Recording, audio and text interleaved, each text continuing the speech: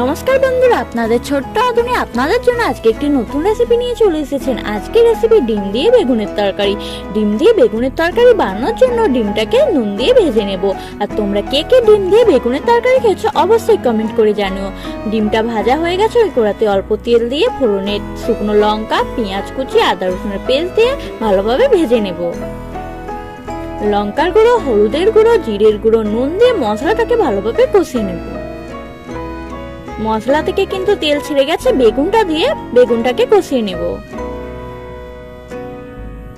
পরিমাণ মতো জল দিয়ে দেব।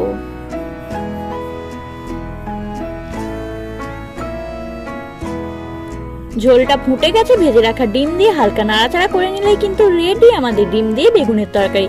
ডিম দিয়ে বেগুনের তরকারিটা দেখতে যেমন সুন্দর হয়েছে, খেতেও কিন্তু তেমন টেস্ট হয়েছে। তোমাদের রেসিপিটা কেমন লাগলো অবশ্যই জানিও। ভালো লাগলে লাইক, শেয়ার, কমেন্ট, সাবস্ক্রাইব করো। দেখা হচ্ছে নতুন ভিডিও।